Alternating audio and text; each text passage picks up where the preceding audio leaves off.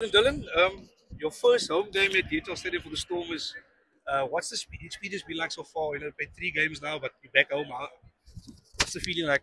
Yeah, like you said, it's my first game here at the DSL Stadium. Very excited for it. The past few games was very nice. I'm making my debut and stuff. First time being overseas and everything. Obviously, the results also got our way. So yeah, excited to be here in front of the home crowd. Yeah, to play my first game for the Stormers here at home. Exciting times. Dylan, I mean, we all know your story by now about being on the taxi and your journey at 29 years old. Your thoughts on playing here, I mean, having gone through all of that, Yeah, it's been the journey has been tough, like you said. Yeah, very excited to be here. First time actually playing in the DSL Stadium, like I said earlier, and yeah, my first time playing in front of the home crowd. So very exciting times for me. I think if I think where I was a year ago and where I am now, never thought I would have this opportunity to play here. So yeah, very grateful, very excited, and yeah, last game of the year, last derby. So yeah, it's exciting times for us. A lot of people from Wellington will probably come out. Yeah, I think all of the people actually asked me for tickets and stuff, so I said they must actually buy. But yeah, probably a lot of support for me coming. Dylan, 2-3 oor die naweek. So seker goeie oes vir jou. Was lekker seker. Ja, nee, kijk, om een 3 te drukken in de eerste plek voor die Stormers is altijd special.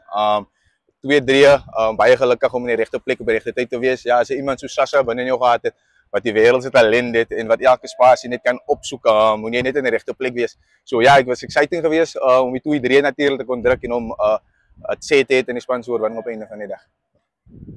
En sien Sasha met weer goeie verstandhouding net van die loskakels nie Yuri Matthee ook. Ja, nee, 100%. Ek dink dit is hoe noem hulle dit, siekme vir spanne en vir spelers om te kan link op die veld natuurlik, en dit is waar die oefening baie belangrik is.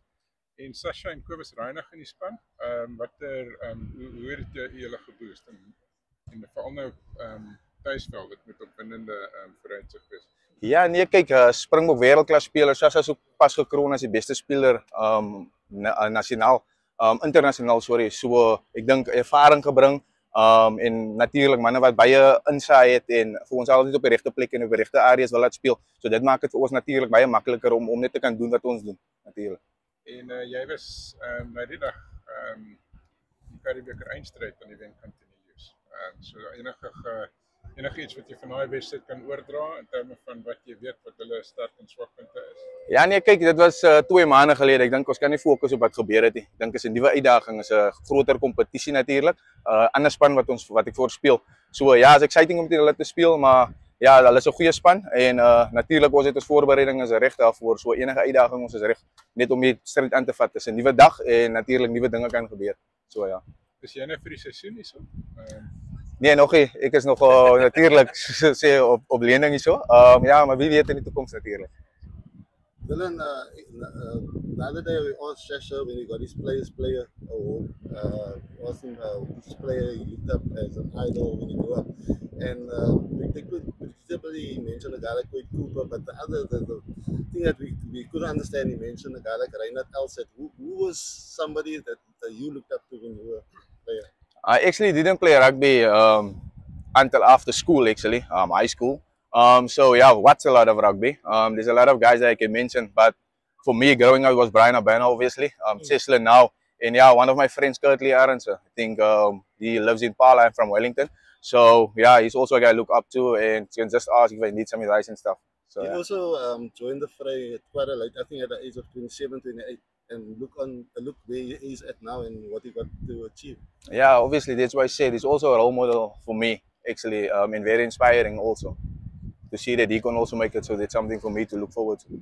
So you obviously have similar aspirations. Yeah, 100%. Dylan, I must say you look very happy to be part of the Stormers setup. What's it like being integrated into the squad? And what's the difference in level playing for the Stormers in the Champions Cup and in the URC? Yeah, coming from lower, or not lower, but like Currie Cup level into URC, into Investec Championship, I think this is the best stage in the world to, yeah, just to show out and showcase your talents and stuff, experience and play against the best in the world. You always want to achieve, you always want to be better, you always want to grow. Being in the Stormers setup with Coach Dobo, Coach Davila, all giving me an opportunity to play here, first of all, that's immense for me. And yeah, I've been slowly, steadily growing into it, and yeah, exciting for me. I think I improve every week, and yeah, hopefully in the near future I can be a part of everything here, and yeah, I'll taste success with the team after the season and stuff. Just as you have any words with Peter Berg from Griquas, has he still kept in touch with you and given you words, inspiration, advice? Yeah, he actually sent me a message every game. Before every game, he'll tell me like, go out, enjoy yourself. And yeah, that's also one of the guys that I look up to. Also gave me opportunity. So yeah.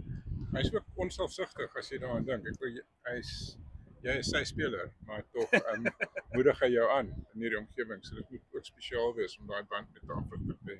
Ja, natuurlijk as 'n afrigter jou bek natuurlijk. Dan ek dink dat jy jouself nie gaan uitleef op die veld. Dan hoef jy nie te worry oor jy wat gaan nou gebeur of wat nie. Ek dink jy kan net jouself uitleef en wat dan gebeur.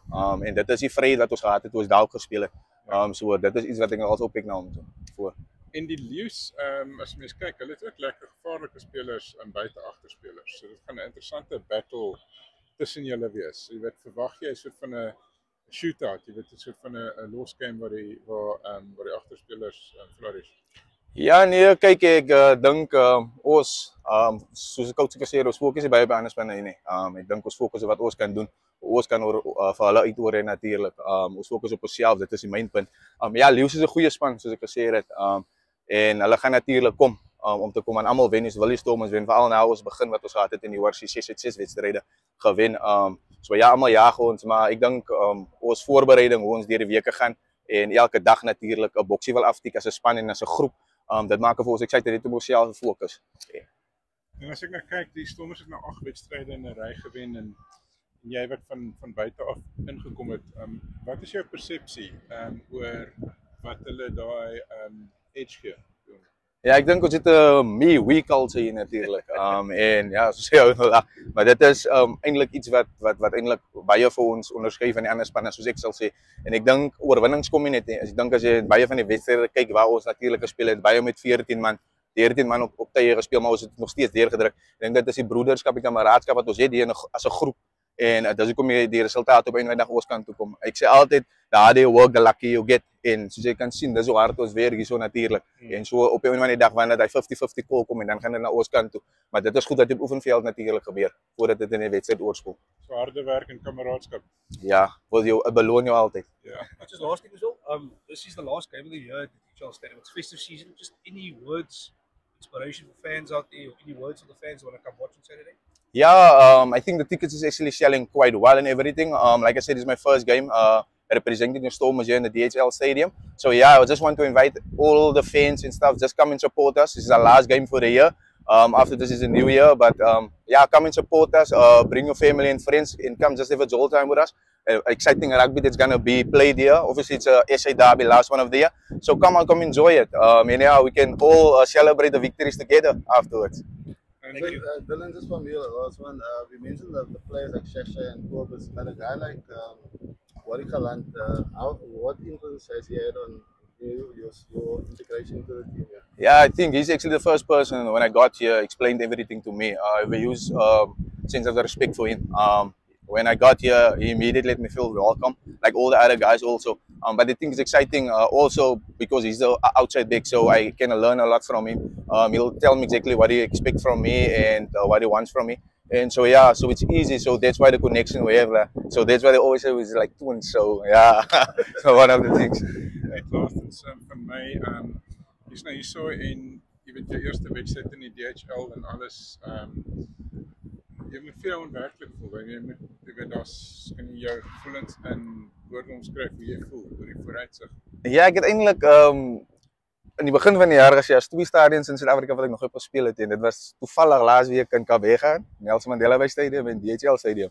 So ja, ek het laasweek het nog bewaar word. Hierdie week is ek natuurlik weer in die span om te kan speel om my eerste wedstryd hier te kan speel. So ja, ek dink die lewe as jy dit vastrek van wat laas jaar was en wat nou toe, soveel dinge gebeur. Ek was eerste keer oor see gewees, so ja, kan net die Here alle eer gee alles dit, ja. That's all good. Thank you. Dankie man.